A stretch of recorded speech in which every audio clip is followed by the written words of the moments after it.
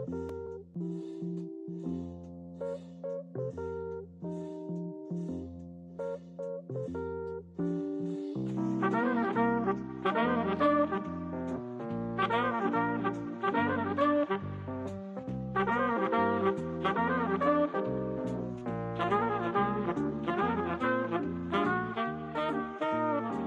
like to welcome everybody this morning to our work session.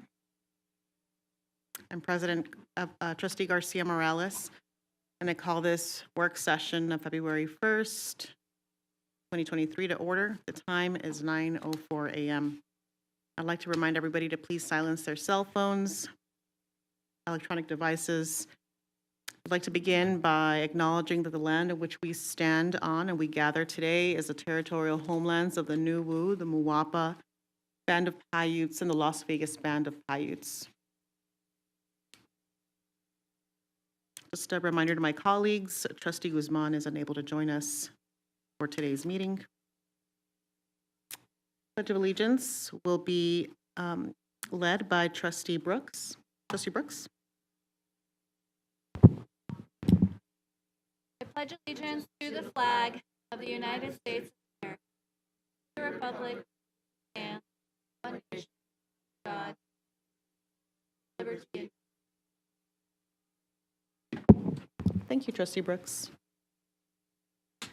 Trustee Bustamante Adams, you ready to make a motion?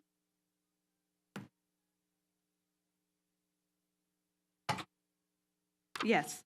Madam President, members of the board, I would like to make a motion to adopt the agenda with the following changes. 1, reference material is provided for item 2.02, community engagement, and number 2, revised reference materials provided for item 2.03, Clark County District Culture and Climate Study presentation.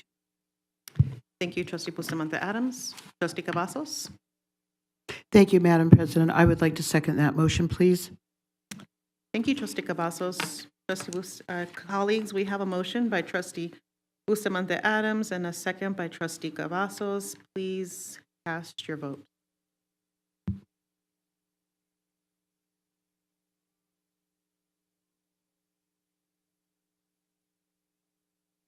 Excellent. That motion passes 4-0. Noting Trustee Zamora is not present yet, or Trustee Williams not present here. We're going to move on to item 2.01, revision of the 2023 calendar of board meetings. Discussion and possible action of the revision of the calendar of the work sessions and regular meetings for Board of Trustees for the period of January 2023 through December 2023.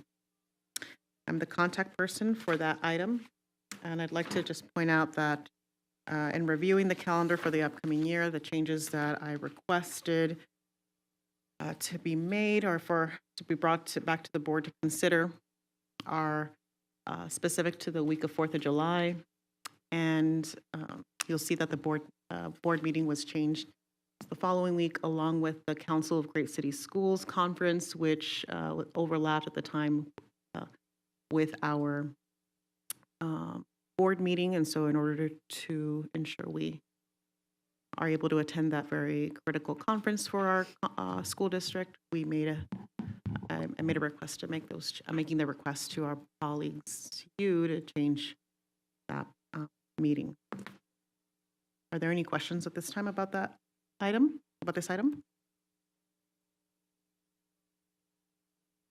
There are no questions. I'd like a motion. Trustee Cavazos.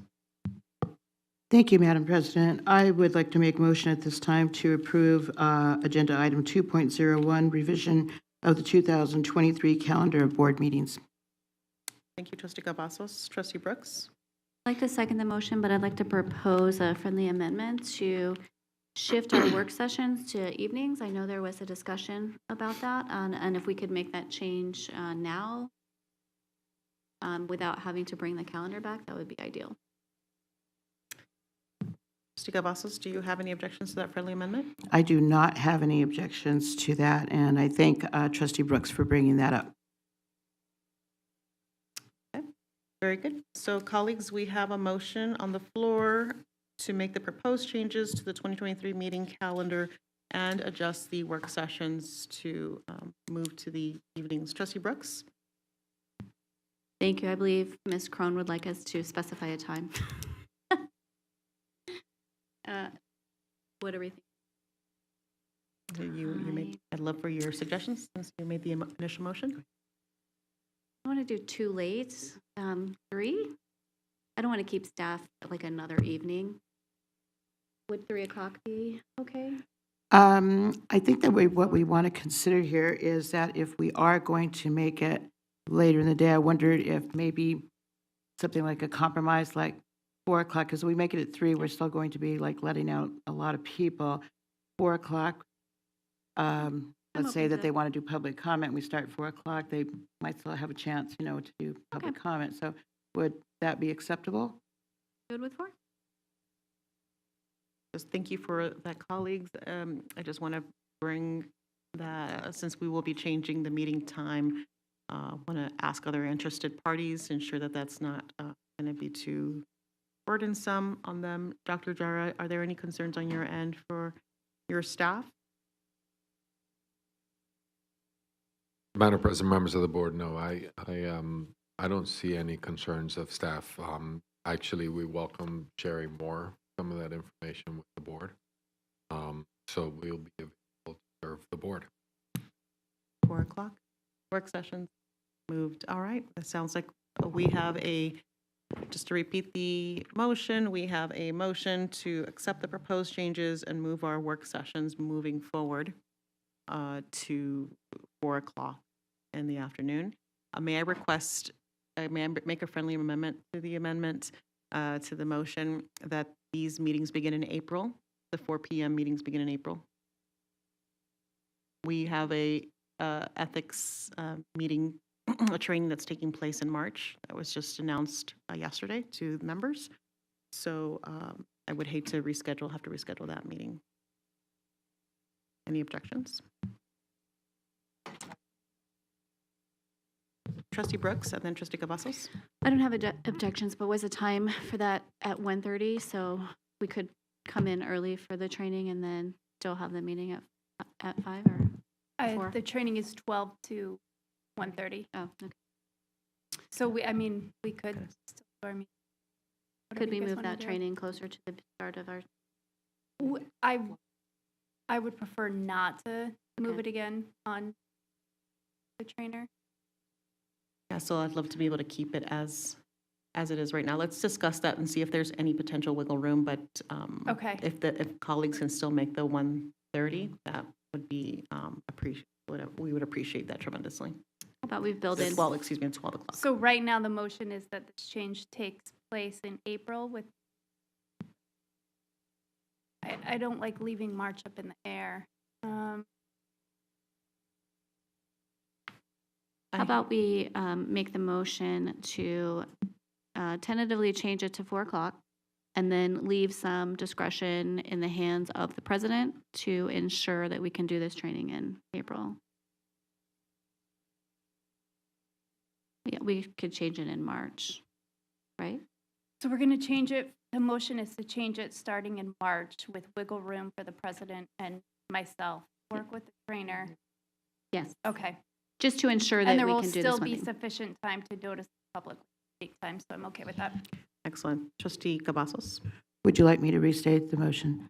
At this time, I'd like to make a motion to adopt 2.01 revision of the 2023 calendar of board meetings with amendment for the work sessions normally held at 9 o'clock on the first Wednesday of the month to 4 o'clock starting in March with the discretion of the president of the board to arrange the details. Great work, colleagues. Yes, thank you, Trustee Cavazos. Trustee Brooks, do you have a second still? Yes, I'll still second. Excellent. Thank you, colleagues. We have a motion by Trustee Cavazos, a second by Trustee Brooks. Colleagues, please cast your vote.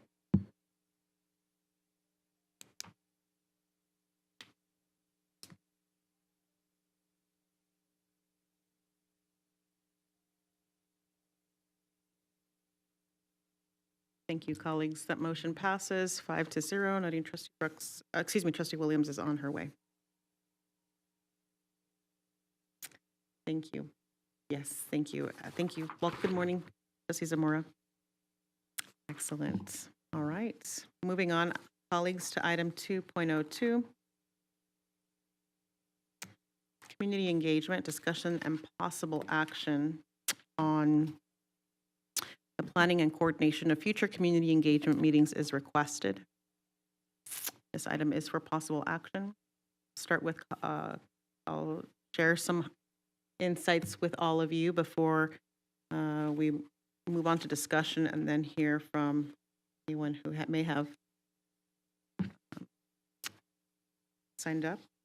I don't have, however, before I continue, if there's anybody in the public who has not had a chance to complete a yellow public speaker card, the time is to do so now. And bring the yellow card up here. I don't see anybody yet. Okay. We're moving on. No public comment at this time.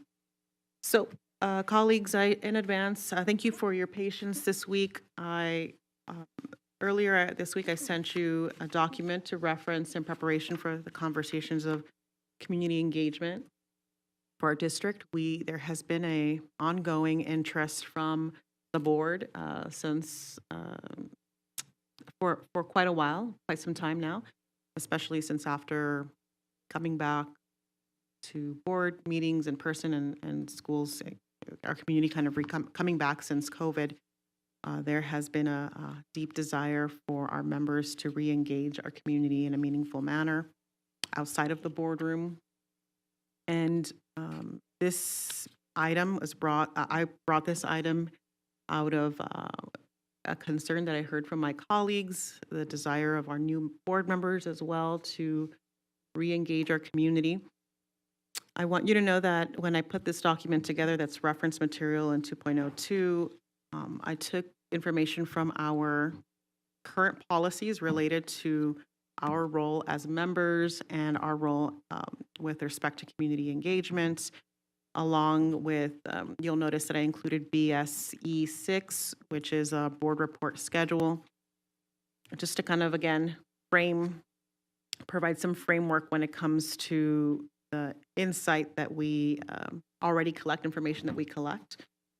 Additionally, I went ahead and did some more research that I thought may be helpful for us when it comes to board community engagement. You know, we play a very specific role as members who are elected, and also are responsible for the governance of this organization. You know, we are not, through our policies, we're not responsible for the type of community engagement that the district does. And Dr. Jara, you sent me, and I'm grateful for that because you sent me a list of the activities on an annual basis that the Community Engagement Office conducts. And I'm happy to share that, colleagues, with you after this meeting and include it in as reference material. But there are very specific items the school district already does to engage our community, and and I'm grateful to Dr. Jara and his team. They recognize that there is a need to do more, and they're working through that. But when it comes to us, this is why the research was really important. Like, we are responsible for the type of engagement that will help us develop a vision of our district, to help us understand what our community is seeking from our education system, so that we can help turn around and create either policies and or a strategy that will help the district move forward so that Dr. Jara and his team can implement said desires from our community.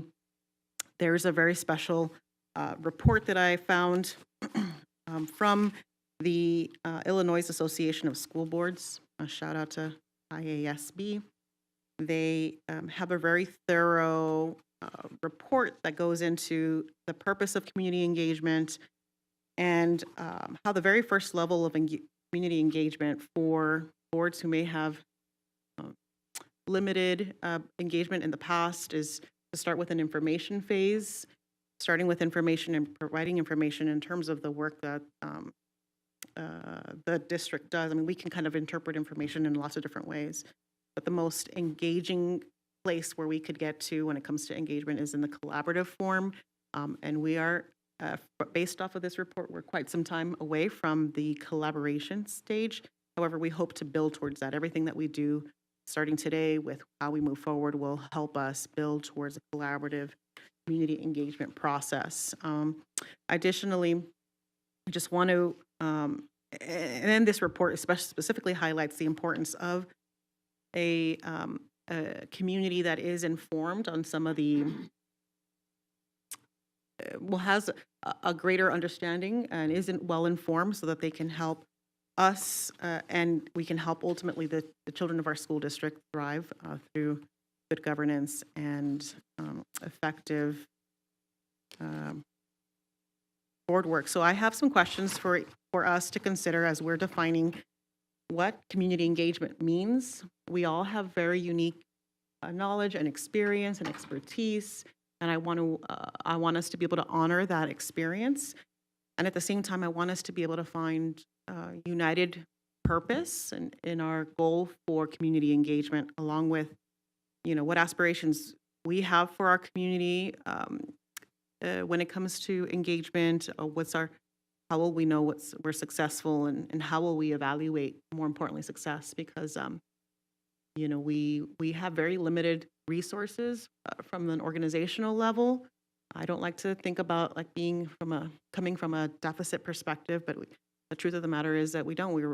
We have limited resources, and resources I mean is staff and funding. So the things that we do have to really matter and have to be utilized. We have to use the things that we have on hand, including using staff's time in the most efficient way possible. So I've given you a lot to consider. Thank you in advance for reading my material that I've shared with you. But I would love to hear your thoughts and maybe some considerations as we move forward with some future plan. What questions do you have for me or for each other at this time? This would be a good moment to begin discussion. Trustee Williams. Thank you, Madam President. First off, it's Illinois. The S is silent. It's not. Oh, it's not Illinois. Nevada. Oh my God. Two can play this game. All right. No, I'm kidding. No, thank you. I think this is actually really great information. I think the only thing that I would caution this board is to consistently communicate this to the community, why we're doing the process that we're doing and the steps in which we're doing them. And maybe even throw out some dates on there, because I can't count how many times like people are like, where are all these community events that you guys are going to do? Where are these town halls you guys are going to do? What about this? What about that? This was 8-9 months ago. This was 12 months ago. So I think just going forward saying, we're going to do it in this standard. We're going to do it by this date, and we're going to do it this way. And if you have questions, comments, concerns, you can email such and such person, which is no different than what we already do. But I think just hammering it at home, just so that they, people sometimes show up to the work session that don't come to the board meeting, and vice versa. Sometimes people are on Twitter, sometimes people are on Facebook. The information sometimes doesn't always get out there, and then we all know how it is when only a little bit of information gets to one person, and then it spreads the wrong way. So that would be my only cautionary comment. Thank you, Trustee Williams, and thank you especially for your comments and for the reminder about Illinois. Standing up for all those from Illinois. I apologize profusely for disrespecting your state. Trustee Bustamante Adams, you're next in the queue. I'd love to hear from you.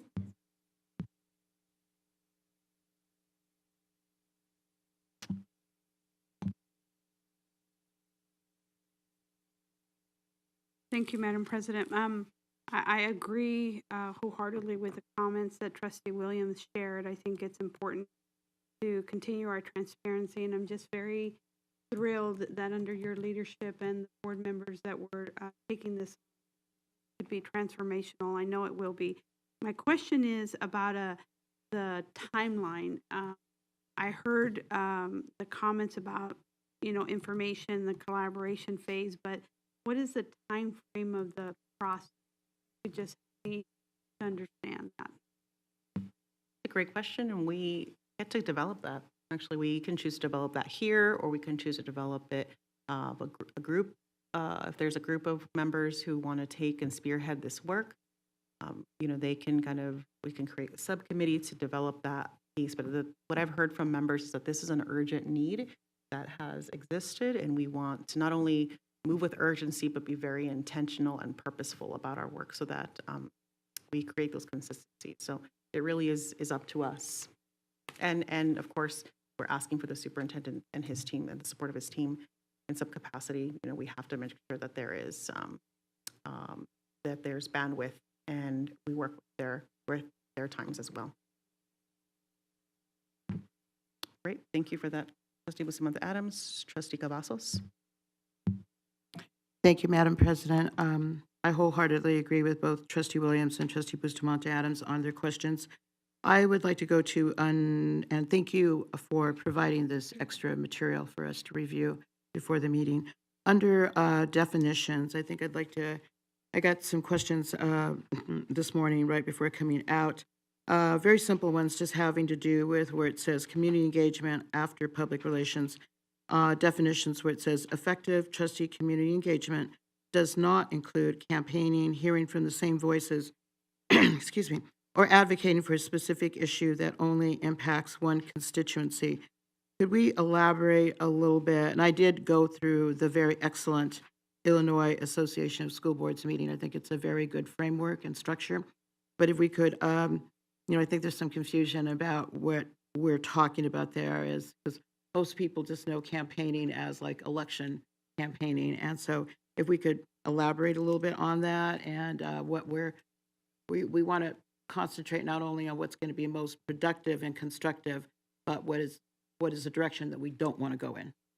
That's great, thank you. Thank you, Trustee Cavazos, and you're absolutely right. Some of this information came from the Illinois report. They were very clear, the Illinois report was very clear about how often school boards can take community engagement as an item that will help them promote their own campaign, their own elections, and there's obviously ethical concerns that are related to that, and there are laws that ethical laws that we ensure that we don't cross.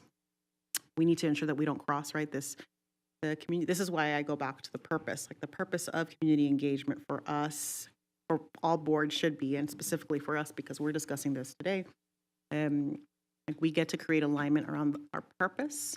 Our purpose is not about one, should be related to our role as board members. As board members, we're not, when we are operating as board members, we're not actively campaigning. We are not actively advocating for things that we hear from one person or like a small constituency. We have to think about the entire district at large and what benefits the entire system.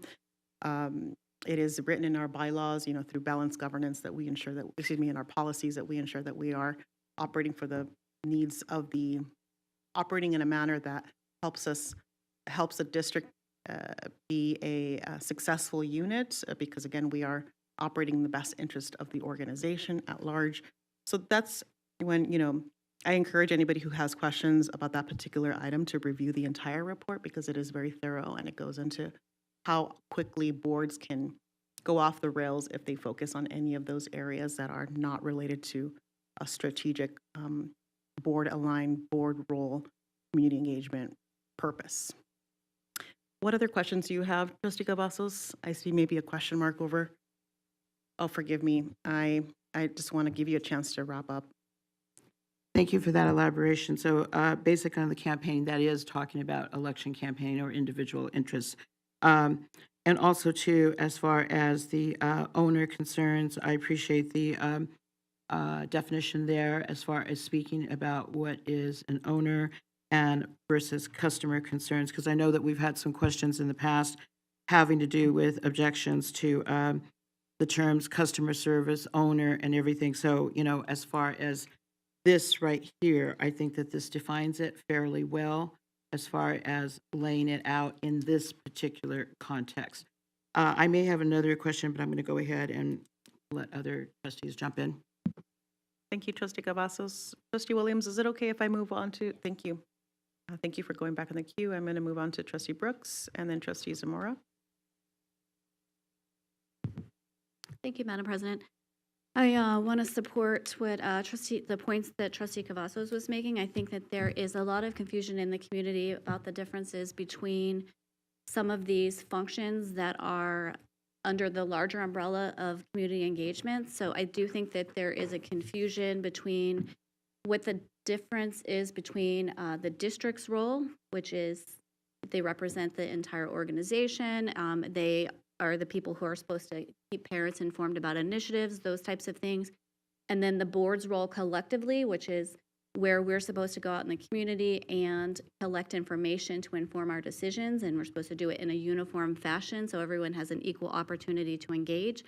And then kind of the points that Trustee Cavazos was making, which was campaigning. And I think that maybe it might be the wording that it is a little confusing, because campaigning, and this has been covered in lots of other trainings that we've received nationally at the state level.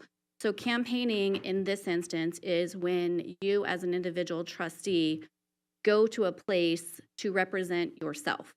It doesn't mean that you're up for election. If it's not something that the board sanctioned and it's not for the purpose of engaging in a systematic way, that's really considered campaigning.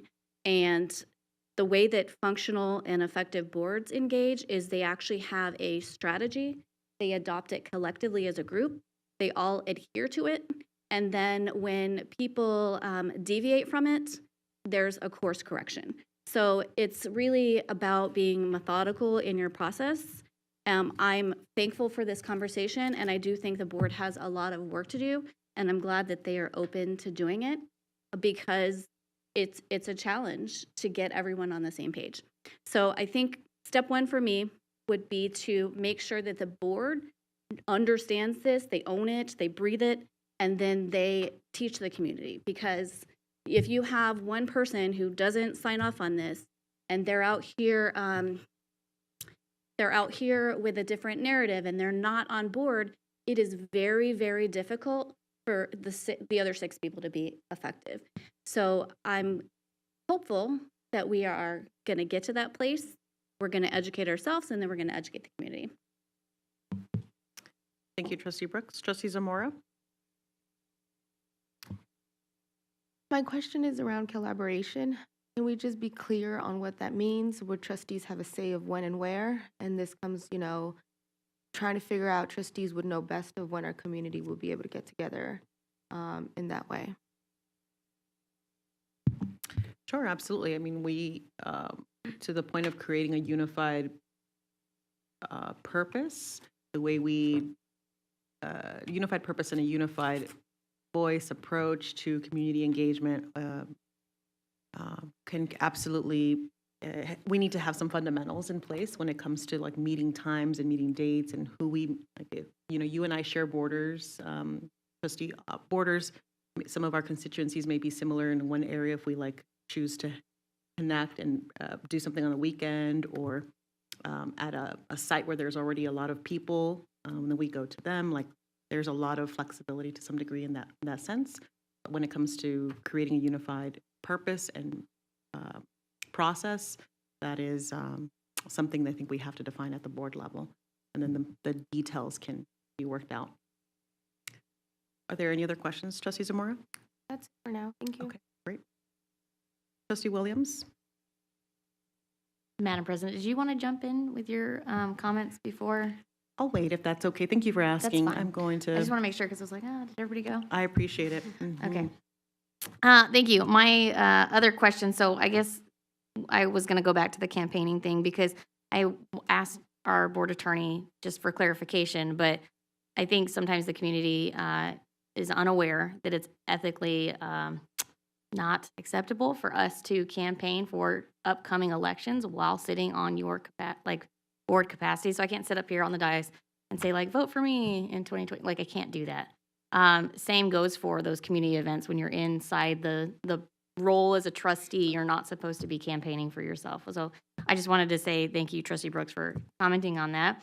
One of my questions was and you actually kind of have it written down here, like what our current board policies look like. And are we already enforcing those policies and doing it by that? And so it comes to that governmental webbing type of concept. And then one of my other things was, what is this, I guess, what's this look like? Is it permanent? Is it like a temporary? Is this seasonal?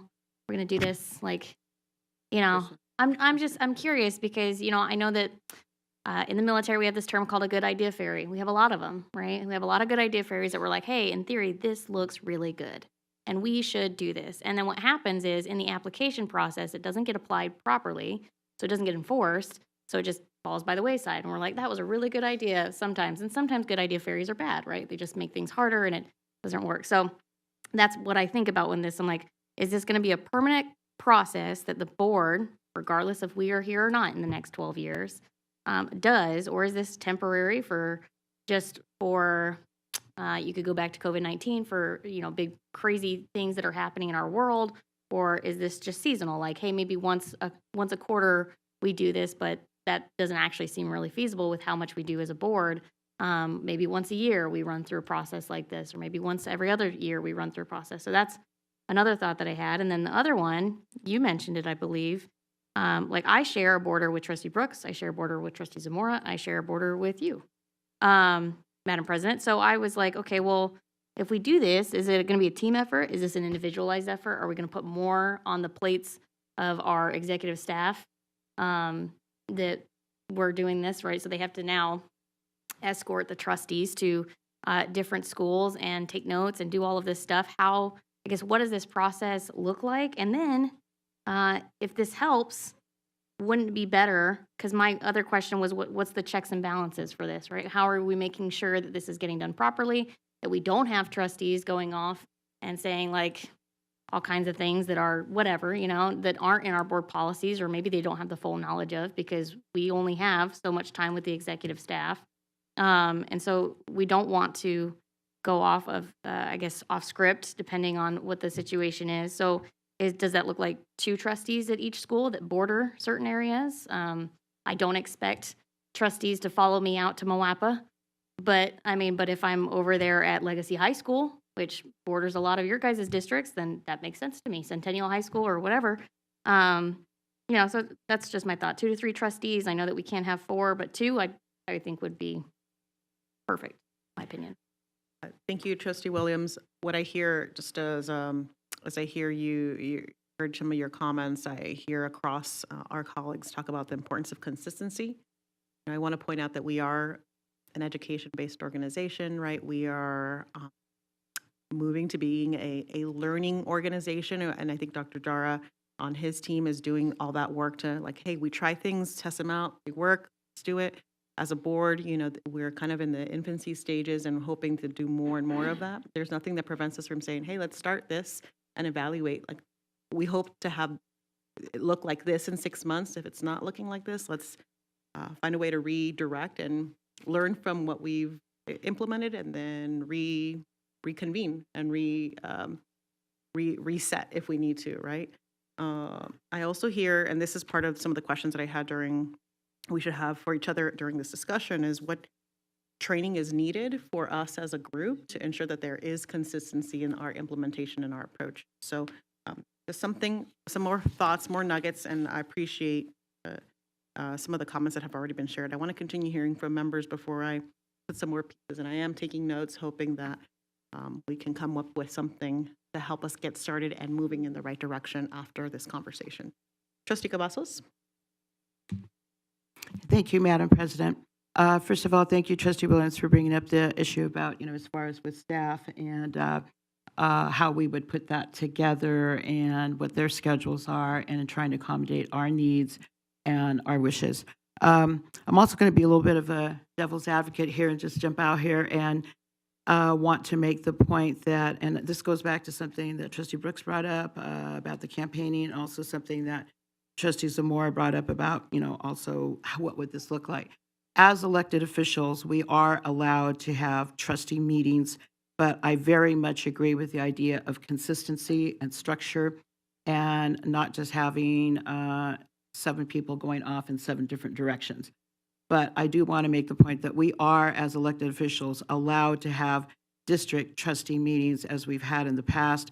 However, I very much like the idea of collaborating with another trustee. I know that there were some meetings that I had where we had a few people show up, and then I had other meetings, and I experimented with different times, at schools, in the evening, and sometimes I had 30 or 40 people show up, and sometimes I had 6 people show up. And so I think that what you had said before is really good about collaborating on some kind, some multiple frameworks. There might be somebody like possibly like Trustee Zamora that would like to have a meeting on a Saturday. What would that look like? Is that best for her? Whereas maybe I would like Tuesday or Wednesday or something like that. I think we need to look at that, but we also need to look at preserving the autonomy of the trustees district without stepping over boundaries that violate policies. So I think that those are different concepts that we need to look at.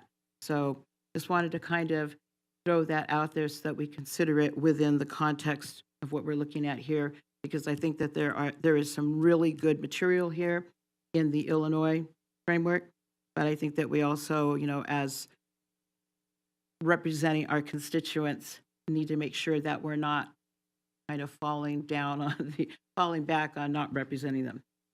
Certainly. Thank you for bringing up the point around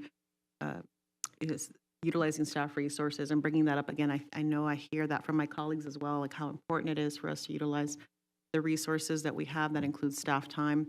And I would want us to really consider when we are doing anything that has to do with schools, like remember our roles. And this is something that I know I have I've had an expectation to go and visit schools and kind of pull, when we visit schools, there is it may be part of the climate and culture in our organization. There is a desire to have people, like we will pull staff that don't report to us away from the instructional time that's needed for students. And if, you're absolutely right. You're absolutely right. We have had individual trustee meetings in schools or in other places in the community. But I guess my question to all of us to consider is, like, what has that yielded us, right? What has been the return on investment for us on those particular meetings? And could we be doing something a little bit different that will help us create greater buy-in from our community, help them understand some of the challenges that we experience as a district, and help them eventually become collaborators to help us develop a vision that will serve all students. And the one way I think about that is, when it comes to this type of community engagement, and forgive me, Trustee Cavazos, I don't mean to, I hope it's okay, I'm building off of what you shared. It just kind of inspired me to think about other items that would benefit us. Like, a lot of people don't know, but we do, because we receive an audit, right?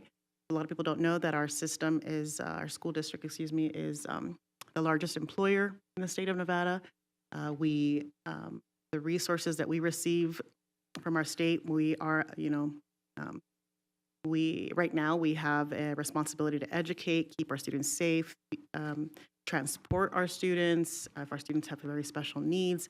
There are some things that come from the audit, for example, that we only get to visit once a year. However, and we know this because we are, involved in from the board governance perspective. But could our community potentially benefit from knowing from our audit committee, for example, and talking about collaborations, like from our audit committee or from staff in collaboration with school board trustees, hearing about the things that we hear that are really key information that could benefit and help our community continue to make informed decisions about the vision of our school district for their students, right? Like, we are the largest system, but we're also underfunded. We are the largest system, but we also have other challenges that exist, and those have tangentially come out through the audit, right? That's an example of like potentially a topic that we could bring our community around to discuss through community engagement. forgive me, Trustee Brooks, you're next. I'm going to step off the soapbox here. Inspired by Trustee Cavazos, thankful for her. I'm going to move on to Trustee Brooks, and then I've got a couple of other colleagues in the queue. Thank you, Madam President. I appreciate hearing your insight also. I think some of this we can work through during training. I think everyone makes good points. It's definitely seems like it's a pain point, not just for the board, but for members of the community who, have requested us to engage in some fashion. So we definitely want to engage, but we want to do it in a meaningful way, because if we implement something and we're very inconsistent, it actually causes a lot more frustration. People get way more frustrated than you having not even tried. So I think it's important to do it properly. I can also provide some historical context. As you know, Trustee Cavazos and I have been on the board for similar amounts of time. There was a time where trustees did individual meetings. It did not yield any results. It wound up having 7 meetings with somebody like the highly paid CFO giving a presentation to 6 people at a time in 7 locations. Not a great use of a highly paid employee's time. Also, we did talk at that time switching to quarterly meetings. So we have some of this, we actually do have some ideas that we have tried. We tried to do quarterly meetings, and then we would group 2 to 3 trustees. We did not successfully get that. The first one was great. The reason it was great was because it was around school funding. The entire community was invited. It was me and Trustee Garvey, and we actually had one presentation, and it was a 2-way dialogue. So it wasn't just a presentation. It was, here's a presentation. Tell us what we're not explaining properly. Tell us what we're missing. Tell us what we need to do to get you to actually own this message. So it was very methodical the way that we did it. And then we were going to have other trustees kind of rotate through, but we just didn't have the system to support them. So I think that would be a workable model. We just have to work out exactly what that's going to look like. We had like 100 people attend. We also collected feedback at the end of it, and everybody across the board said that it was one of the best engagement events that the board had ever done. So we do know what works. It's the momentum to actually do it and implement it is actually where we kind of got stuck. Thank you, Trustee Brooks. I want to just point for the record that the Illinois Association of School Boards has a couple of strategies that I've included in this document, page 2. They talk about the importance of the informed stage in community engagement, community forums, town hall meetings, listening circles, cultural competency training, and media strategies are all part of an effective informed strategy for school boards. Trustee Zamora? I have 2 things. I think right now we're in a time where we need to build our trust with our community. And honestly, I feel like that might mean that we do individual listening circles or other options, not full CFO presentations. We got to be more strategic if we do something like that, maybe with other trustees for something bigger and, more intense. But listening circles with individual trustees, I think, will be very important. This is our time right now. We talk about how we need to be better with our community, and that's, I think, a step to it. The second thing I have is I like the idea of Trustee Williams, having other trustees attend the meetings. I think it would be a great idea to see other points of views, other different communities than ourselves, because I know Summerlin is completely different than, Sunrise Manor and stuff. So I think it doesn't matter if it's bordering or not. I think just coming together and seeing. My concern with that is that trustees will probably react sometimes, or I just don't want to see eye rolls when our community is kind of expressing some concerns from our trustees, and I think that's a concern that we need to think about too, just being able to all be on the same page and be respectful to what the community is saying. Thank you, Trustee Zamora. It is absolutely expected of all members to conduct themselves professionally on and off the dais. So eye rolls absolutely will. We can discuss that during training, so that doesn't happen, take place. Thank you for your insight and comments. Is there anything else that you'd like to share? No, that was, Okay, thank you. Great, thank you. Trustee Cavazos? Thank you, Madam President, and thank you, Trustee Zamora, because you saved me a lot of talking here. I could not agree with her more. But again, even with doing listening circles or individual town halls or whatever, I wanted to give a little bit of historical context. Also, Trustee Brooks on her meeting that she did with Trustee Garvey, I believe.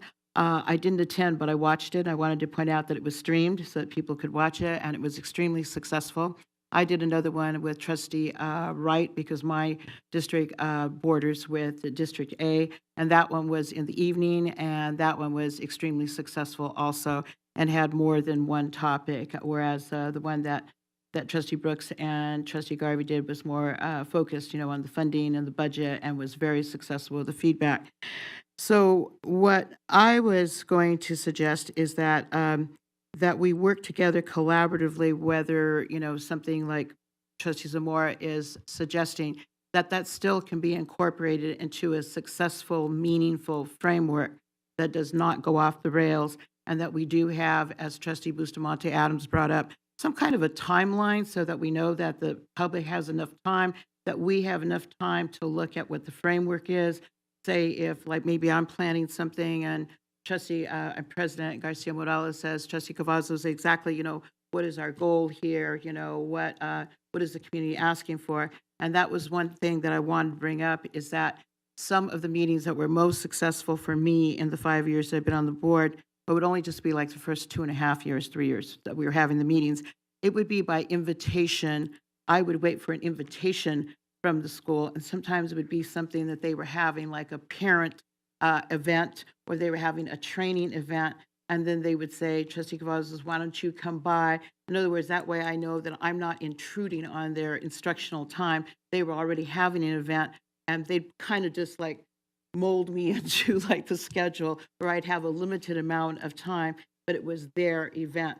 And some of them, I'm still getting those kinds of invitations. So it's not actually where I'm just having an individual meeting, but they're already having an event where maybe it's for parents, or maybe it's for specific entities within their community. So in that way, I agree with that. We don't want to stress out our executive staff, but we also don't want to interfere with the workings of our schools. But again, going back to Trustee Zamora, she and I share a lot of the same demographics on the east side of Las Vegas, same areas, with a lot of the same concerns. So I could see possibly that we could have a successful co-meeting there with a lot of the same constituencies. I'm done. I'm sorry. I know I want to leave enough time for you to jump in there, and thank you for your leeway on this. I greatly appreciate it. Great, thank you, Trustee Cavazos. Thank you, colleagues. From today's conversation, I've heard a couple of different things that have stood out. One, the need to create consistency is great. The need to collaborate is also great, that we're hoping to have. We want to move fast, but also recognize that there needs to be some training that's associated with effective community engagement.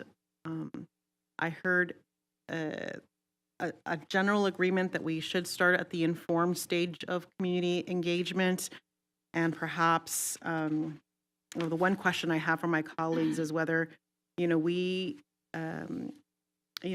whether it's through community forums or listening circles, or whatever the format actually looks like. Are we trained facilitate? Are we trained as facilitators to help kind of bring that to light?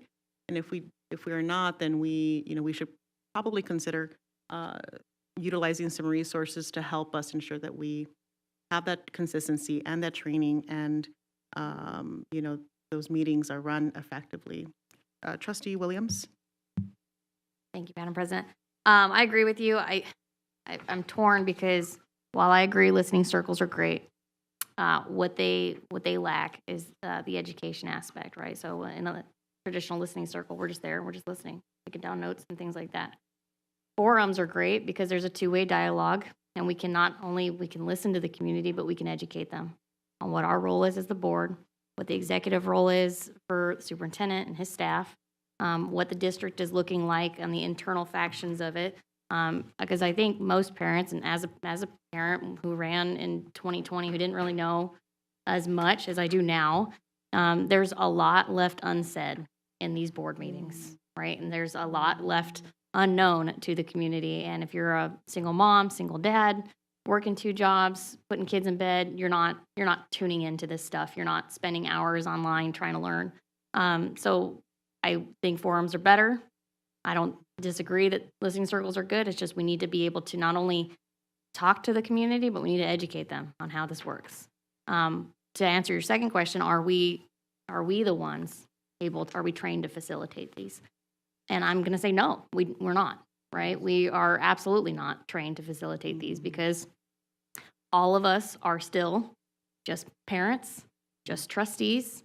And I say that knowing that you can be facilitated, and I hear you, Trustee Cavazos, you can be facilitated to run a forum, but you cannot necessarily be facilitated to how to educate parents and community members on what the internal workings of the district are, which is why I say we have to make sure that it works with our staff's, sorry, not my staff, superintendent staff's timelines, because they need to be able to work it into their process, because what we don't want is we don't want to take all the work that the superintendent, the deputy superintendent, and their entire executive staff is doing away to have these community forums, which we do need, but we don't want to take all that hard work and kind of spread them thinner than they already are. So education forum, no, we're not trained to facilitate these education forums, but we do need to be there, and we do need to be the voice of that forum, because that's what they're going to see. That's what the community looks at. They're not going to know, and this is no offense to the superintendent staff, but they're not going to know Jason Gowdy from CFO. They're not going to remember that stuff. What they're going to remember is they're going to remember Trustee Williams said this. This one guy, Kowal Paul, right? Kelly Kowal Paul. If they can pronounce her name, they're not going to, maybe they'll remember just because of that, right?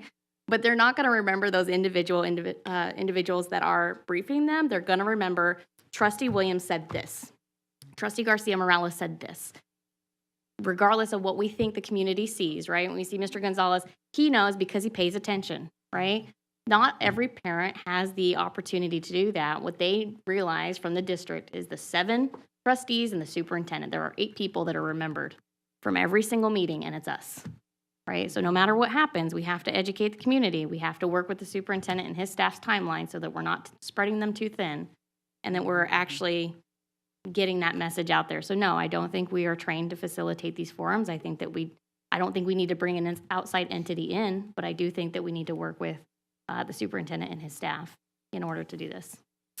Thank you, Trustee Williams, for your insight, for your comments around the town hall and facilitator part, and being mindful of our organization's resources. Okay. Trustee Brooks, and then I see Trustee Cavazos in the queue. Go ahead. Thank you, Madam President. So I am going to try to help us wrap this conversation up, because I think we've all stated that we feel this is a priority. I think it's fair to say that we all have different strengths and weaknesses. We have unequal skills in this domain. I think that's something that we can all agree on. I think due to that, regardless of who feels they may or may not have more training in this, we should at least explore a base level of training for everyone so that we can make sure everybody is on the same page. So with that, I'm going to make a motion to grant authority to the board president to work out the specifics to provide the board training in this domain. Thank you, Trustee Brooks.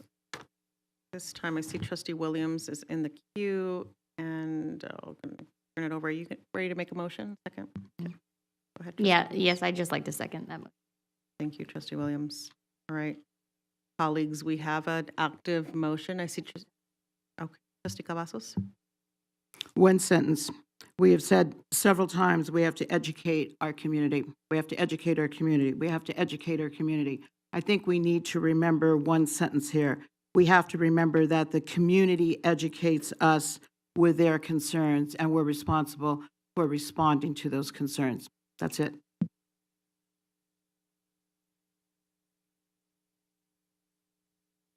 right, we have a motion in the, we have an active motion. Colleagues, can we please have the, sorry. Trustee Brooks, can you please repeat the motion? Thank you, Madam President. The motion is to grant the board president authority to work out the logistics and the training needs for this domain for the board. That motion continues to be seconded by Trustee Williams. Thank you. Colleagues, please cast your vote.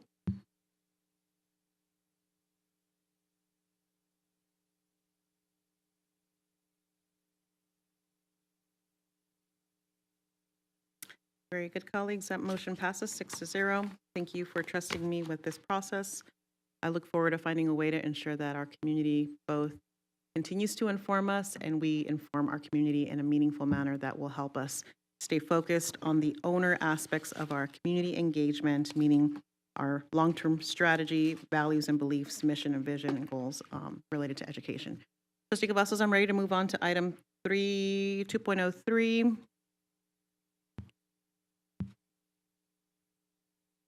I just wanted to compliment the board on a very good discussion with very different viewpoints and the collaborative and the consistency, and look forward to hearing from our board president as far as the timeline and an update on what is happening on this. Thank you so much. Moving on to item 2.03, the Clark County School District Culture and Climate Study presentation and discussion on the culture and climate study of CCSD by the Public Consulting Group, or PCG. This item was approved at our last board meeting, and I'm incredibly grateful today that the team from PCG is present today.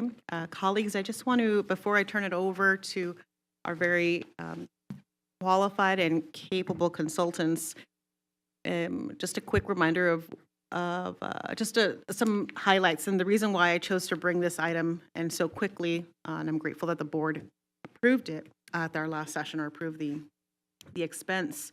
This item is a long-term time coming. We have heard from our community about the need to, there has been some, well, this is the best way that I can describe it. There has been a lot of pain in our education system. And we've heard that pain come from families, from students, from members themselves. And oftentimes culture and climate in organizations, especially in school districts, it's a very intentional thing that you have to work towards. And when a system has been in so much pain after such a long period of time of transition and underfunding and just blame that has existed for a long time, maybe in all directions, it can create challenges in culture. So, this is why we've, as a board, agreed unanimously to bring the consultants on board to help us uncover things that you are experts in, you and your company are experts in, and kind of diving in as an organization who has done culture and climate studies across the country, specifically with a special emphasis on working with local governments and or school districts. And I'm incredibly grateful because this is a niche, and not everybody does this work. So I'm incredibly grateful that you chose to use your talents to support the school district. And colleagues, again, this is just a gentle reminder that we approved this item. This has been a long time coming that we have discussed this item as a need for our district, and we finally are at a point where we're going to hear from our consulting group, who's going to kick off the work that's going to take over the course of the next several months. And I think one last thing I want to mention about this work, that this is really important to crystallize and clarify that the board is leading this work. This is not, and we as a system, as an organization, have to make sure that we are, as leaders of this system, that we are separated and removed from the consulting group The consulting group has to do their magic, has to do their work. There is a process that exists that has worked for the consulting group for many, many years. And so I just want to make sure that there is an understanding that while we may have approved this work, we are not involved in the developing the report for the group. We're not involved in providing very specific feedback about the contents, like what they're going to uncover and what they're going to help us move through and move past. It is going to be independent of what the board specifically may believe or come to the table with already. So with that in mind, I've already taken up too much time thinking about all the great work that's going to preparing us for all the great work that's going to take place. But I want to turn it over to PCG for introductions and to walk us through this really important phase that our district is about to enter. Anna? Anna, would you mind please turning on your mic? There's a little button there to your right. Turns it red. That's great. Thank you. Well, thank you. Madam President Garcia Morales, trustees, Superintendent Jara, Anna D'Entremont for the record, and I am so happy to be here today.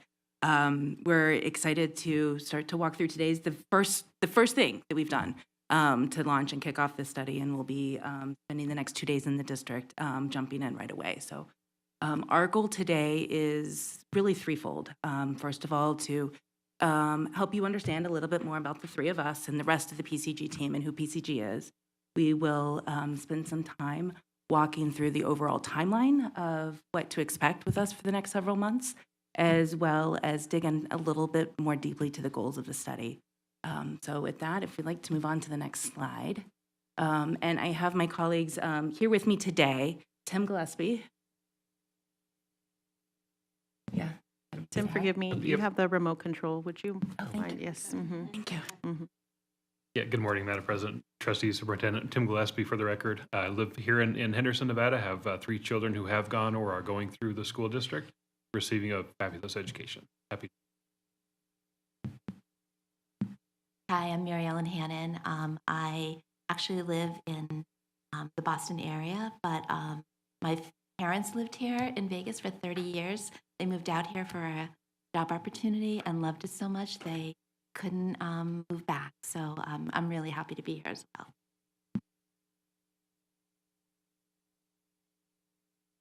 As Mary Ellen mentioned, I'm from the Boston area as well. So PCG is a management consulting firm that specializes in working with the public sector. So we work in a number of different areas, specifically health and human services, municipalities, and our team focuses 100% solely on working with state departments of education as well as school districts. We do this work nationally. We do have, it's important to us that we have this local expertise on our team, but the majority of our team is coming from outside of the Las Vegas area. And we work really states of all sizes. We currently have current state education contracts in 45 states, including 19 of the 25 largest school districts. Clark County School District actually being one of them. We have been actually through Tim's leadership in the district for the past 15 years, providing your school-based Medicaid services. And when Tim gave me the number of the reimbursable, revenue that has come back to the district, it's over $100 million in the 15 years that PC's been with you. So we're excited to share that number as well. And so Tim will be providing an advisory role to us throughout the project. Won't necessarily be active in the day-to-day aspects of the study, but will help provide us context, clarity, understanding, so that we make sure that we're providing the Clark County lens to our work. And another piece, although we are management consultants, we bring that training. It's really important for us in our work that we also deeply understand schools. And the team that we've put together are a team of, we're all former school, district, and state education leaders. Mary Ellen, prior to joining PCG, was a superintendent in New Hampshire. We have other colleagues on the team, including a former Commissioner of Education of Massachusetts, who we work closely with across the country. And we love working with him because he brings such an amazing presence and thoughtfulness to the work and really understands the complexities of running a large education system. Dr. Driscoll, when he was commissioner, helped push Massachusetts to #1 in the nation on NAEP, so brings that level of high expectations to the work as well. And we also have members of our team who, another individual who leads our equity work for PCG. And prior to joining us at PCG, she was with the Broward County Schools as an equities facilitator in their district and worked in 200 of their schools, helping to put equity frameworks in place. And she'll bring that deep equity lens to that space. That's Dr. Cassandra Davis as well. She was hoping to be here with us this week, but you'll meet our full team when we're out later this month, or next in March. So just a few things that we hope you take away from who we are and the comfort that we hope that you have in our work together is we do this work across the country where we call ourselves a strategic action and implementation partner. We really are looking to help drive school improvement, educational change. At the end, our end goal is improving outcomes for each and every student, which is why we were really excited to take on this study as well. We understand the Clark County context by the team that we've put together.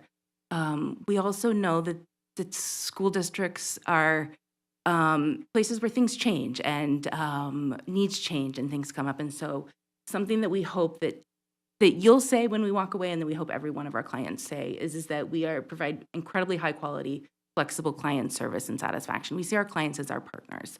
And we want to work together alongside, side by side to make improvements and recommendations that make sense in your local context. We also, and it's something that we'll talk a lot about, is we bring a deep project management approach to the work, and we'll spend some time talking about that too. So you can trust that the projects that we put together will be on time, on scope, and on budget. And as I've mentioned before, our specialty is in public sector change management. So we can't talk about climate and culture without talking about equity. It's at the heart of a lot of the work we do. And so we will make sure that as we put together our protocols, our stakeholder engagement plans, and everything else, that equity is, we approach it through that lens. And Dr. Davis will spend a lot of time helping to make sure that we do that as well. It's very important for us that at the end of the day, our recommendations reflect the needs of your student population in your community. So what are we actually here to do?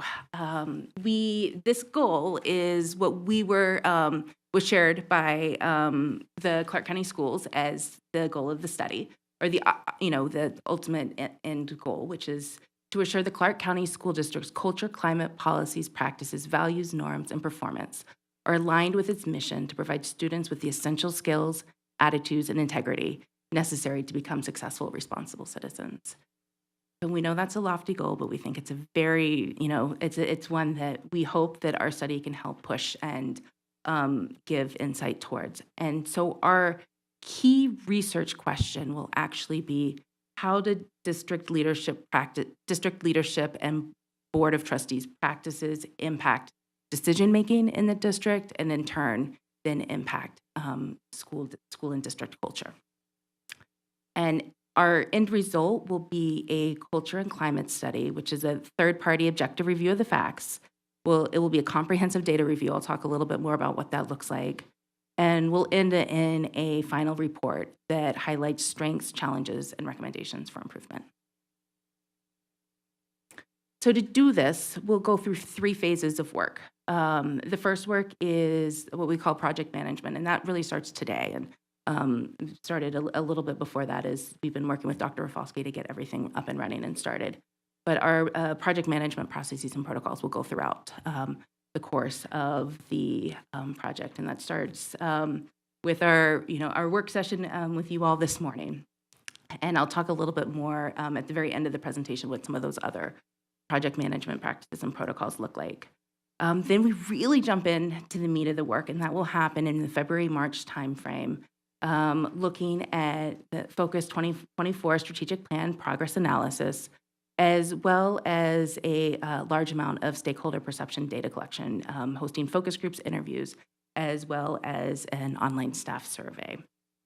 We understand the urgency of this work and the board's desire to begin to make changes, soon. And so we've put together a fairly ambitious timeline, which means that we then jump in through the April through June timeframe of our analysis and report writing with the goal of having a final report to the board by June.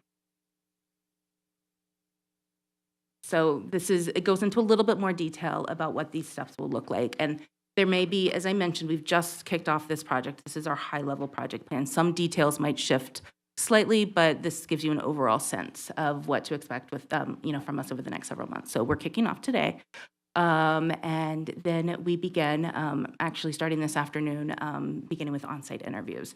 So we have, I think, 14 interviews scheduled already between today and tomorrow, and as well as we get to talk to students this evening as well. So the Student Advisory Committee has given an extra hour of their time this evening. So we'll have a chance to eat some pizza with them and dig into some conversation. And they're, if I'm being honest, our conversation that we're most excited about while we're here. And then will be, other than Superintendent Jara, of course. Yes. And then we'll be back in March, hopefully early March, to kick off a second round of interviews and focus groups. During that time, we'll be hoping to schedule one-on-one interviews with each of you as well. And talking to a number of other individuals as well. I'll, on the next slide, dig in a little bit more as to who some of those individuals are. And then we'll have this says central staff, but it'll actually be a central and school-based staff survey as well that will launch later in the month of February with the goal of it closing around mid-March. And then PCG will disappear for a little bit during the month of April so we can dig into our writing, our analysis and writing with the goal of having a draft report to the district in May. And when we provide draft reports, there really is, it's a fact-checking time. Sometimes we might say that there were 7 FTEs and the district might come back and say it's actually 6.5 FTEs. So making sure that we get our, that data and information correct. We want to make sure that the report that comes out is as accurate as possible. And then that report will have a number of recommendations to the district based on our findings, which will then finalize in that final report that we'll hope to have by early June. And apologies for, it looks like there's some formatting issues thank you for technology, but this will give you at least a sense, and I can tell you what the headers were supposed to be. So that first one was related to the Focus 2024 strategic plan analysis, and digging really deeply into looking at that priority 3, the balanced governance and leadership. So looking at some of the data that we'll be looking at for that are things such as the KPI scorecard, monitoring timelines, the implementation status report, self-reports, and other data that can be provided. And what we're most excited on the timing of this one is we understand that the district is beginning to kick off their next round of strategic planning. And so our hope is that a number of the recommendations that come out of this can then inform the next round of strategic plan as well. We'll also spend some time, our hope is that the March board meeting that we come to will be able to actually attend the Board of Trustee meeting, as well as we've already begun to dig into watching them online, and we'll continue to do so as well. And then we'll jump in, as I mentioned, to our one-on-one and small group interviews. Those will be with the Board of Trustees, all members of the Executive Cabinet, and a number of other staff that the district will work to help us identify. Focus groups will be, we've targeted roughly 30 to 35 groups, and that number gives us the ability to talk to a large number of diverse constituents. And the target audience for those groups will be students, caregivers, so families, community members, as well as school-based staff. We do have the ability to, if needed, we can facilitate family focus groups in Spanish. We do that often. If there's languages other than Spanish that emerges a need, we'll work with the district to figure out how to best do that translation. We've done focus groups in a large number of languages over the years. And then the final bullet on this is interviews. So, surveys. So we will then launch the central and school-based staff survey as well. And all of those findings will then be rolled up into the final report, which will then have the recommendations for you. And again, I apologize. I think we've had some. Looks great on my computer that I looked at this morning, so I'm not sure what happened in the PDF process.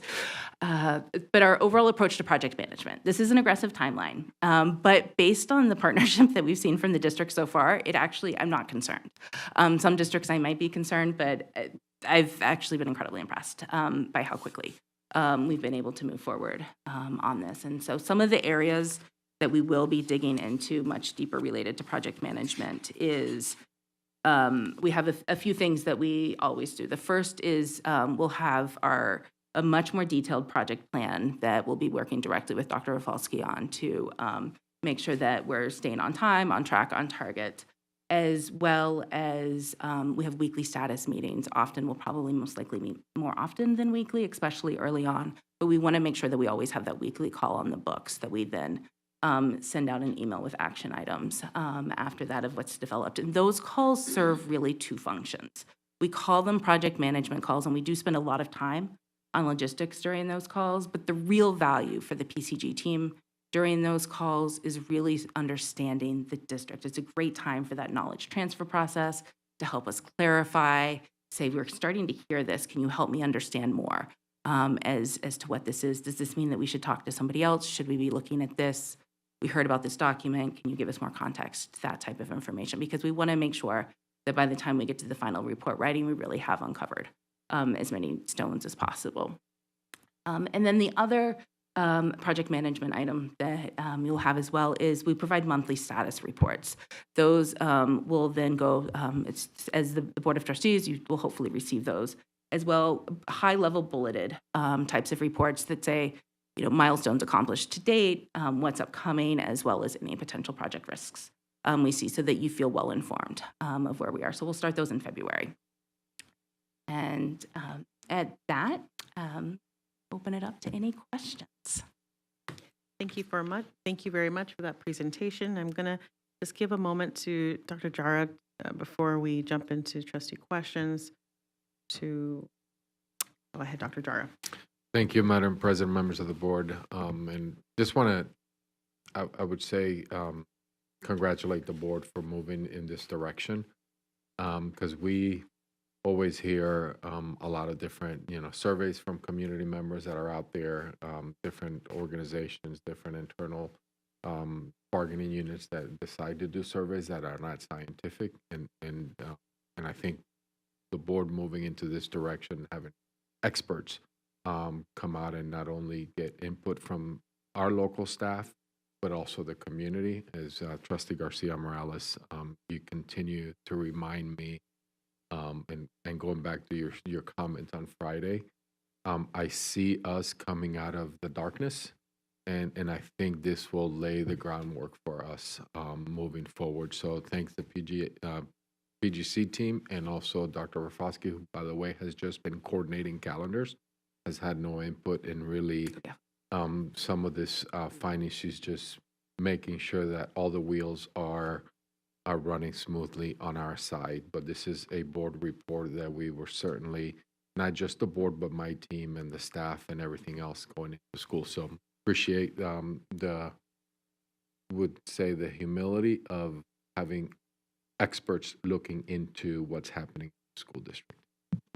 Thank you, Dr. Jara, and thank you for the collaboration and lending us your staff to coordinate some of these key pieces. Trustee Williams, we're going to move on to you. Then we've got Trustee Bustamante Adams and then Trustee Cavazos. Thank you, Madam President. Thank you guys for coming and doing this report. Seems like you guys have done a lot of them. So one of my questions, and you did touch on it a little bit. You said we'll get monthly reports probably emailed out to us or something like that. My one question was, would you be able to, and I'm not going to micromanage you guys or ask you to do anything that you guys don't already have in your plan, because again, we're separate from you. Are you guys anticipating coming into the board meetings and kind of not just watching and seeing how they go, but because I know you said you're already watching board meetings from previous years, which is really good historical context for you. But are you going to be able to come to the board meetings maybe once or twice and kind of just give the board a public update on where you're at in your timeline of project management? Is that something you guys are looking at? Thank you, Trustee Williams, for that question. And it's beautiful because what we talked about earlier with respect to community engagement, that we want consistency and transparency. You know, I would love for our board to receive a briefing in terms of the progress of this work.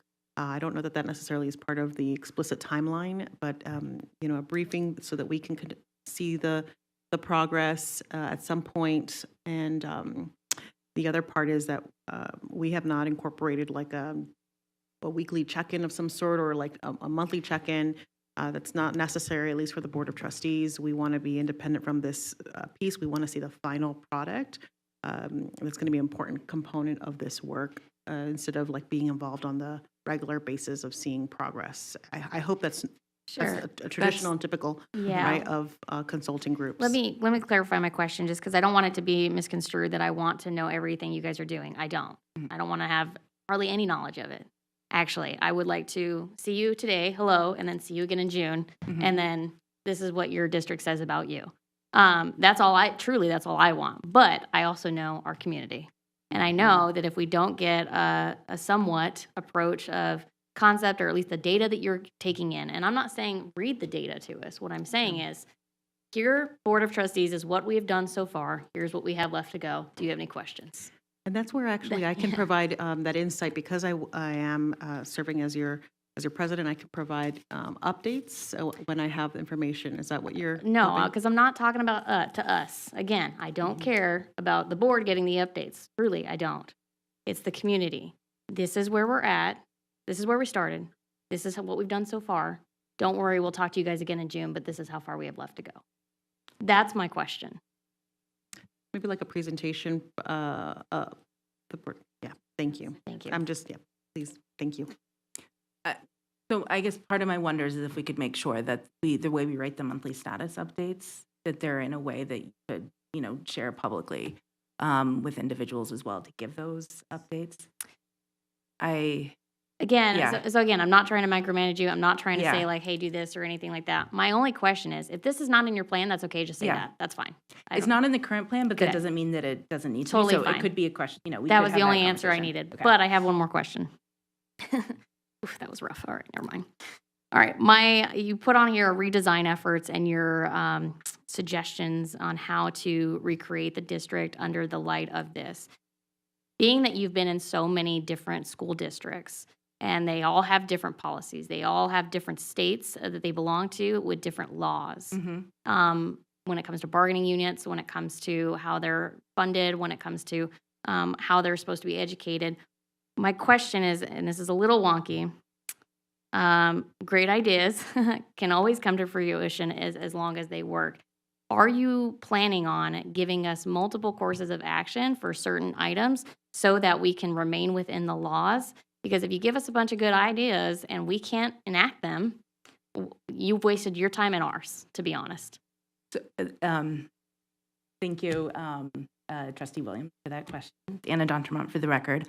That is 100% the number one thing that we need to make sure, that we'll be focusing on, is our job is to really understand the constraints that you're working under, the local context, any regulations that we would not be doing our job well if we were making recommendations that didn't fall within the regulations that you need to work within and under. So all of our recommendations will be tied to those, as well as our recommendations are typically multi-part. So, so you have the large scale recommendation as well as a number of action steps that would go under it as well. Because what we don't want is for you to say, well, these sound great. How do I do it? Yeah, like Part of our everybody charge would is love to have yes. unicorns in their school, but we can't do that. Exactly, They don't exactly. exist. And then my other question is, are you going to be able to have meetings with the bargaining units that are within our school district that we don't own? We can't dictate what they do, but they do, in fact, affect what we do quite often. That is, that's a conversation that we have put on the table that we're working to figure out if that's a stakeholder group that we'll be talking to. That's all my questions for now. Thank you very much. Thank you. Trustee Bustamante Adams? Thank you, Madam President. I agree. Thank you for the presentation. I'm excited about our journey. PCG, so in my world, the company is known more for their work in workforce development. So I had never heard your role in this. I'm very excited that you support the public works. So thank you. I'm looking forward to a more detailed project management outline, and so I'm grateful that you said that and made that statement. On page 9, there was a comment about, doing this in Spanish, and my only, and it's just a comment, not that you need to respond, but we are such a diverse community, and that's our beauty.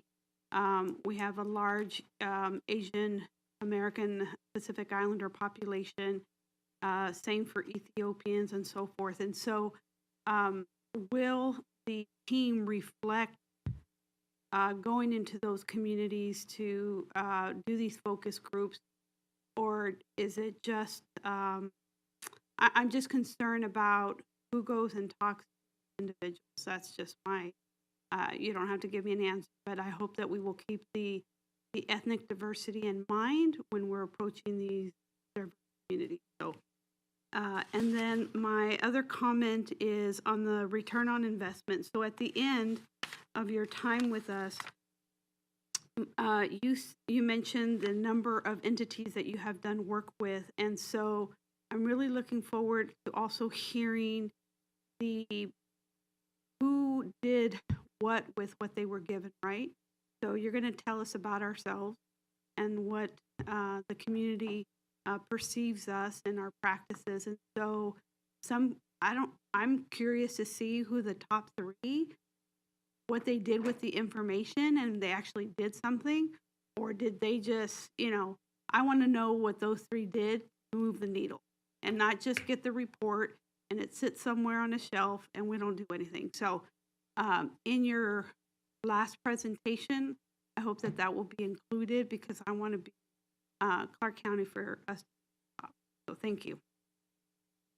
Thank you, Trustee Bustamante Adams. Trustee Cavazos? Thank you, Madam President, and thank you, Trustee Bustamante Adams, for bringing up the issue as far as the diversity and going out to the communities. I think that is a very important aspect to bring up, so that people, we can only be as successful if people are honest with us and actually tell us what is working and what is not working, so that you can report back. I wanted to ask, I'm very interested in about the focus groups, and you said probably I think 30 to 35 groups. And again, I forgot to thank you for the overall presentation, very comprehensive with all the different parts here. So this is going to include, I believe you said, students, caregivers, school-based staff, and that we can do those in Spanish, and that if other languages looks like they are needed, that you can work with the district on that. Administrators are going to be included in these focus groups also, I presume? Yeah. Okay, thank you. And going back to what Trustee Williams had asked about bringing us information, and I appreciate our president saying that she would be sure to, bring us updates on that. And also I think I heard her say that we could receive briefings. Is that correct? Okay, that would be wonderful. So would this be, since we don't know for sure what's going to happen yet with the March work session, or if it's going to be April when we change to a later time, would this be work sessions that you would be bringing this back to, or would they be regular board meetings, or has this not been decided yet? Thank you for that question, Trustees Cavazos. So I have not decided that as of right now. Okay.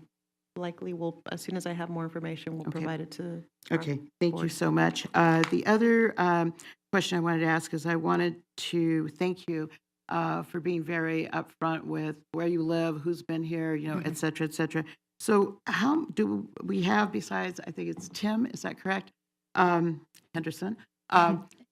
Do we have a lot of your team members that live here in the Las Vegas urban area and are familiar with all of our demographics? Because I do like your approach. Trustee Cavazos, Tim is our only locally based resident currently. As Marilyn mentioned, she has a long family history Yes. in the area as well. The rest of us are from across the country. It's not atypical that we would be from across the country when we work with clients, because we do, work Right. nationally. Right. And so one of our first goals will be to spend a lot of time really understanding the demographics, the community needs, just the unique context as well. Thank you. I appreciate that. And as far as on the equity aspect, is there anything other than what you've put in here in the initial, what we say, overview? And that's how I look at this, Yeah, is the yeah. overview and the kickoff, as you said. Is there anything that you can add to that as far as how you enhance that aspect in your work? Let me make that a little bit more specific. I'm sorry, that was too broad. In the number of project management overviews that you have done, projects that you've done, are climate and culture studies, is this a large part of what your company does? Is that better? Yeah. Sorry. So, Trustee Cavazos, we thank you for that question, and we do a lot of different types of studies throughout our company. As Trustee Adams mentioned, we're also known for Workforce. our workforce work. Our project manager did a large project with the Clark County Workforce Board several years as well. We work in a number of places. We look for really challenging questions is what we mainly work towards. Culture and climate being one of them, but not necessarily just that. And so we look for places where we see a school district or state department that says we want to try something hard. And we know that we have an issue here. We want to dig deep and resolve it. And then our team will work side by side to resolve, to dig deep into your data, help you develop a better understanding of the current state, what's currently going on, as well as what you might not be hearing from your stakeholders most directly as well. And helping compile that in a way that has both what your data, your quantitative data is telling you, through as well as what your survey data is telling you, as well as really those voices from your community as well. We, members of our team, we have a large number of members of our team who spend a lot of time actually doing equity audits. So going very deeply into districts, just looking at the question of equity. And Dr. Davis, who's on our team, actually leads that work for us. And as well as we have other members of our team who have actually spent a lot of time in special education reviews, going deeply into that space. So we, something that's very important to us is that every voice, has the opportunity to present. And we'll even think about how we set up the focus groups to allow for that access as well. And something that we actually was a pleasant discovery from COVID, as an example, is we learned that we got different types of participation as soon as we started to offer family focus groups virtually. Because then you do have the mom who's able to join with her children in the background, or the parent who might be who might be in the break room, but who's able to join and listen in and at least, speak up for a few moments. And it's not just those families who have that ability to come in to a location, not think about childcare, not have to worry about transportation. And so that's just one example of how we'll, be thinking about that accessibility piece as well. I thank you so much for that. That really helped a lot. And last question, and you partially answered already, is it your team that is going to collaboratively work with superintendent staff, our executive staff, to select who's going to be in these focus groups? That's actually a question that we'll need to spend a little bit of time still fleshing out. We haven't gotten to that question yet. Some districts, for them, it's important to really help hand select the participants. For other districts, they want to make sure it's a wide open call so that anyone can participate. And my hunch is that's the direction this district will want to go in. Yes. Other districts say, here's our student information system, pick every fourth name and invite them. So we have a wide range. We want to make sure it's reflective of what's going to feel most comfortable to district practice. Thank you so much. I really appreciate it. Thank you, Trustee Cavazos. Trustee Zamora? Allow me 1 second. I'm not sure what. Here we go. Go ahead. Thank you, Madam President. She actually got my question, but I just wanted to piggyback a little bit and just my comment would be to it be a widespread invitation for the interviews and the focus groups just to help build that, connection. So that's it. Thank you, Trustee Cavazos. Thank you so much. Trustee Zamora, Trustee Brooks. Thank you, Madam President. Thank you for the presentation. I'm looking forward to this work. I know it's definitely a priority of the board, and I'm happy that Superintendent Jara is willing to pull back the curtain, so to say, and actually get some good, honest feedback about how we can do things better.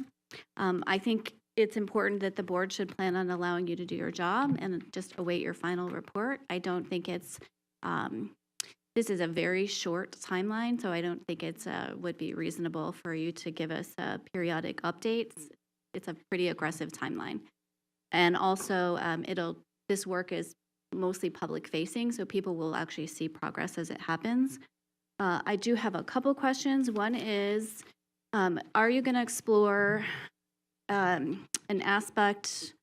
Will an aspect of your final report talk about? Trying to find a nice way to say this. Talk about the impact that the broader community climate and culture and the engagement of external groups has on the district and the board. Thank you for that question, Trustee Brooks. It's one that we've actually spent a lot of time talking about as a team and how we believe that it will most likely come out as a finding in an scenario we'll want to explore, but we'll let the data in a lot of ways guide us to get there as well. Okay, so if you come across that data, you will be honest about what that looks like. And Exactly, okay, exactly. perfect. And then my other question is, when you collect data from the stakeholder groups, are you going to differentiate between individuals who fall into multiple stakeholder groups, and how will you account for that in your final report? So, Trustee Brooks, typically when we have focus group members who fall into multiple categories, we ask them, so we'll design focus groups to say, this is a focus group for school-based staff. This is a focus group for students. This is a focus group for parents. And if you have an individual who falls into multiple hats, we ask them to wear the hat that they wear when they're in the role that they're in for the room. So, for example, if you're both a teacher and a parent, but you're attending the teacher focus group, we ask you to answer the questions as a teacher. We know it's hard to differentiate. We know it's hard to pull out, but really those are the questions because we'll have different protocols or slightly tailored, protocols for each of those focus groups as well. And so we'll be asking different types of questions and looking from different vantage points. Obviously, if somebody in it says, I am a parent, also, here's this hat I'm wearing, that will be then coded with the parent data, and we'll, understand how to do that. And then in our reporting, we'll never say, understandably, this teacher said, but we are looking for larger themes, and so we may say something like, school-based staff, focus group participants, believe this, or students, focus group participants believe this, and or all focus group participant members share this. So would you collect the data from the focus groups?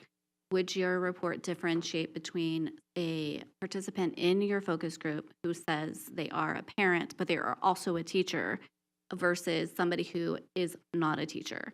And would you look for different trends in data between those two groups? Most likely, yes. I mean, it really depends on, because we're not looking at individual responses, and this we're looking for those overall themes. And so if we know that it was information that was coming from, if we heard from multiple people who said, I'm a parent and a teacher, and they had a very distinct vantage point or viewpoint from that, then that would emerge as a finding. But it most likely wouldn't emerge as a finding if it was just one individual who had one specific view who, wore both hats. All right, thank you. I do just think that is an important part, because we are the largest employer, because we have 18,000 teachers, and it is there will be a large number of people in your stakeholder groups that actually are going to wear multiple hats. So just, it sounds like you are going to consider it, and I appreciate it. We will. Excellent. Thank you, colleagues. I don't see anybody else in the queue. Just want to highlight that I've heard loud and clear that colleagues would like to hear some sort of update at some point, and that there is, ensure that these findings are more than just a report that's sit on a shelf. We are fully committed to what the next steps look like from the data that comes out of these reports. Thank you very much for your presentation. Thank you for answering our questions. I think this item is not an action item, so there is no public comment. Thank you, everyone. Thank you for your time today, for being here with us. And thanks in advance for the work that you'll continue to do. All right, we're going to move on now to item 3.01. That is the upcoming meeting of the Board of Trustees, Thursday, February 9th at 5 p.m. here in the boardroom. Moving on to item 4.01, that's public comment not listed on public comment on items not listed as action items on the agenda. Before I continue on this item, is there anyone who has yet to submit a public speaker card? That's a yellow card. If you have not done so, please do so now. Like we have some public speaker cards. No one signed up in advance, but we would love to have Mr. Ed Gonzalez come up to the front, the podium.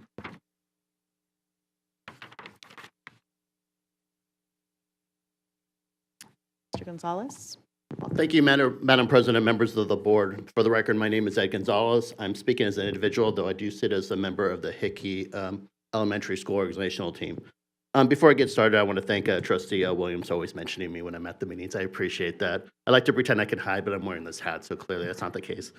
The reason I came by is, first of all, I want to thank President Garcia Morales. I talked to her at the CCA event over at Sunrise Mountain High School. She mentioned the previous item that I'd be interested in, and so I figured, why not stop by to listen to what the board is doing. I do appreciate it. It is something that I don't think has really been done in a while. We've heard all those complaints about,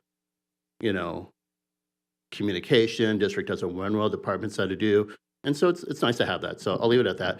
But the second reason I came by is it's a request that a discussion I had with the president, but I think it's more appropriate to mention it to here because it also affects trustee because at Hickey Elementary, everyone at that event at Sunrise Manor High School or Sunrise Mountain High School finally realized where Hickey was because most of them parked in the wrong spot.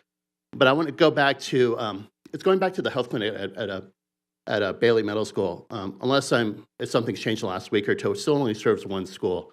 And so the request I made to President Garcia Morales, I think is more appropriate to hear the trustee have it and also superintendent because it's more toward their line.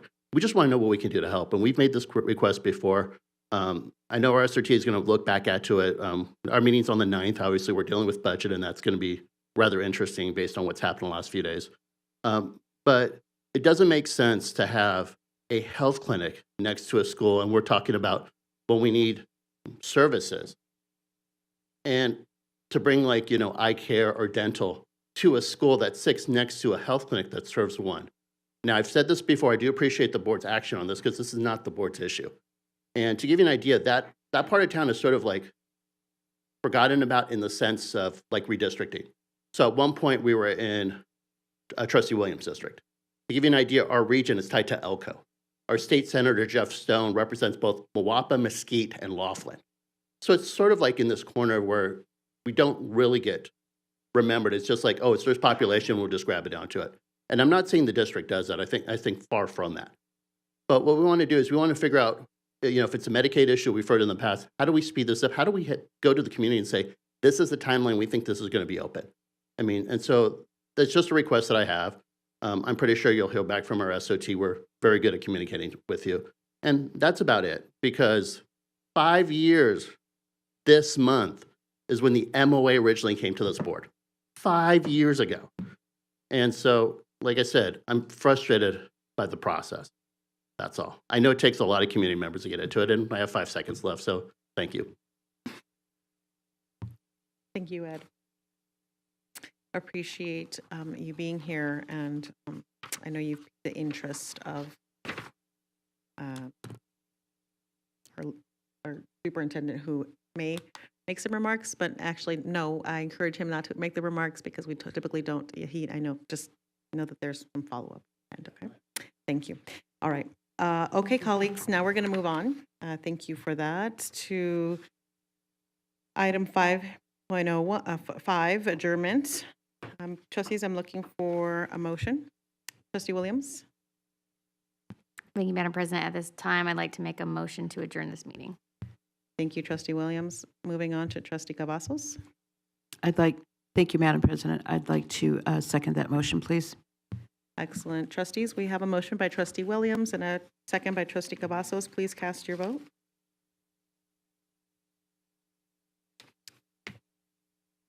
Thank you, colleagues. That motion passes 6-0. The time is 10:48 a.m. Wishing you a great rest of your day.